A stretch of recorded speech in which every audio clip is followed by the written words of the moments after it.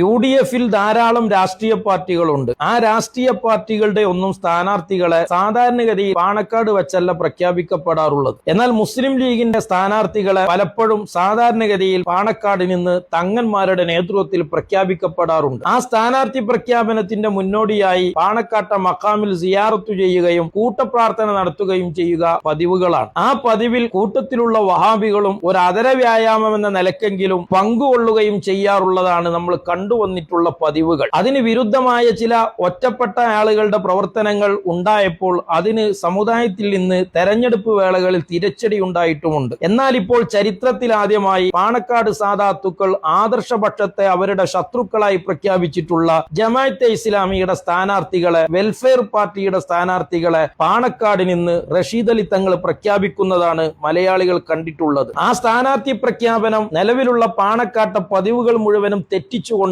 പാണക്കാട്ട് മക്കാമിൽ പോകാതെയും കൂട്ടുപ്രാർത്ഥന നടത്താതെയും ആയിപ്പോയി എന്നത് പാണക്കാട് തങ്ങന്മാരുടെ ആദർശപരമായ അവരുടെ പൂർവ്വപിതാക്കൾ സ്വീകരിച്ചു വരുന്ന രീതികളെപ്പോലും സ്വയം അവർ തള്ളിക്കളയുന്നതിന്റെ ഉദാഹരണമായിട്ടാണ് നമുക്ക് മനസ്സിലാക്കാൻ കഴിയുന്നത്. ആ വെൽഫെയർ പാർട്ടിയുടെ സ്ഥാനാർത്ഥികളെ പാണക്കാട് മക്കാമിൽ ഒന്ന് കൊണ്ടുപോയി പ്രാർത്ഥനയിൽ പങ്കുചേർത്തിരുന്നുവെങ്കിൽ, ഒരു കൂട്ടുപ്രാർത്ഥന നടത്തിയിരുന്നുവെങ്കിൽ അത്രയെങ്കിലും ജമാഅത്തെ ഇസ്ലാമിയെ കൊണ്ട് സുന്നി ആശയത്തിൽ കൊണ്ടുവരാൻ ഈ രാഷ്ട്രീയ ബാന്ധവം കൊണ്ട് കഴിഞ്ഞിട്ടുണ്ടല്ലോ എന്ന ചെറിയൊരാശ്വാസമെങ്കിലും ആ കൂട്ടത്തിലുള്ള സുന്നികൾക്കുണ്ടാകുമായിരുന്നു. എന്നാൽ അതിൽ നിന്നൊക്കെ വിരുദ്ധമായി റഷീദ് അലി തങ്ങളാണ് ചരിത്രത്തിലാദ്യമായി പാണക്കാട്ടിൽ നിന്ന് ജമാഅത്തെ ഇസ്ലാമിയുടെ സ്ഥാനാർത്ഥികളെ പ്രഖ്യാപിക്കുന്നത്. 11-ാം വാർഡ് കാണിക്കൽ തറയിൽ യൂസുഫ് എന്ന മാധു UDF വെൽഫെയർ കൗൺസിൽ.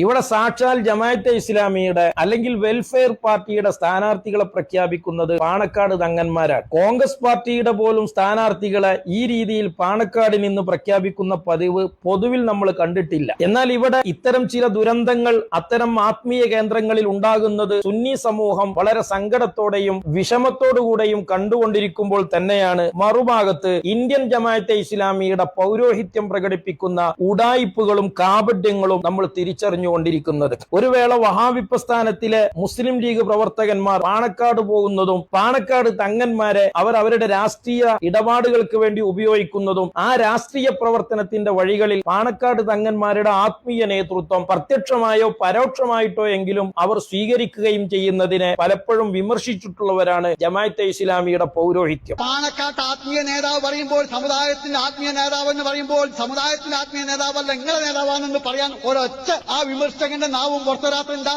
എന്നാൽ ഈ വിമർശകന്മാരുടെ കൂട്ടത്തിൽ ഒരുത്തനെങ്കിലും വെൽഫെയർ പാർട്ടിയുടെ സ്ഥാനാർത്ഥികളെ പ്രഖ്യാപിക്കാൻ നമ്മൾ എന്തിനു പാണക്കാട് പോകണമെന്ന് ചോദിക്കാനുള്ള ചങ്കുറപ്പോ ചങ്കൂറ്റമോ ഉണ്ടായില്ല എന്നതിനെ നമ്മൾ മലയാളത്തിൽ എന്ത് പേരിട്ടാണ് വിളിക്കുക?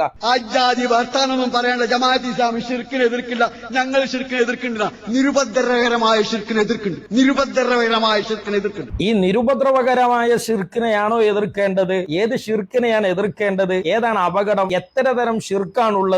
ഇതൊക്കെ ജമാഅത്തെ ഇസ്ലാമിയുടെ തൗഹീദിൽ മാത്രം കാണപ്പെടുന്ന അല്ലെങ്കിൽ അതുപോലെയുള്ള ബിദൈകളുടെ തൗഹീദിൽ മാത്രം കാണപ്പെടുന്ന ചില മായാജാലങ്ങളും മറിമായങ്ങളുമാണ്. അല്ല എങ്കിൽ യഥാർത്ഥത്തിൽ തെരഞ്ഞെടുപ്പിന് വോട്ട് ചെയ്യാൻ പോകുമ്പോഴും പോലും കബറിന്റെ അടുത്ത് പോയി പ്രാർത്ഥിച്ചു വരുന്ന, ആഴ്ചയിൽ ഒരു ദിവസം രോഗശമനത്തിന് വേണ്ടി ആൾ ഉഴിഞ്ഞുവെച്ച ആ രോഗശമനത്തിന് ഉഴിഞ്ഞുവെച്ച് വോട്ടാക്കി മാറ്റി ആ വോട്ട് വാങ്ങി അസംബ്ലിയിൽ പോകുമ്പോൾ ഞങ്ങൾ ആളുകൾ ആ വോട്ട് വാങ്ങി പോകണ്ട, നിങ്ങൾ ആത്മീയ നേതൃത്വത്തിന്റെ പുടവയും കൊണ്ട് ഞങ്ങളുടെ നിയോജകമണ്ഡലത്തിൽ, ഞങ്ങളെ മുജാഹിദ് സ്ഥാനാർത്ഥികളുടെ നിയോജകമണ്ഡലത്തിൽ നിങ്ങൾ ആത്മീയയുടെ പരിവേഷം വേണ്ട, ഒന്ന് മാറി നിൽക്കുമെന്ന് പറയാൻ ആർജവമുള്ള തന്റെ ഇടമുള്ള ആണത്വമുള്ള ഒരൊറ്റ കുട്ടികളുണ്ടോ? ഇങ്ങനെയുള്ള സാധനങ്ങളൊക്കെ അല്പമെങ്കിലും ജീവിതത്തിൽ എവിടെയെങ്കിലും കാത്തു സൂക്ഷിക്കുന്ന ഒരുത്തനെങ്കിലും മൗദൂദി പൗരോഹിത്യത്തിന്റെ കൂട്ടത്തിലുണ്ടോ എന്ന് ആരാ ജമാഅത്തുകാരെ നിങ്ങളോട് ഇപ്പോൾ ചോദിക്കേണ്ടത്? ചോദിച്ചിട്ട് എന്താണ് ഫലമുള്ളത്? എത്ര വലിയ നട്ടലോടുകൂടെയാണ് വഹാബികളോട് ഇത്തരം ചോദ്യങ്ങളൊക്കെ മൗദൂദി പൗരോഹിത്യം ചോദിച്ചുകൊണ്ടിരിക്കുന്നത്.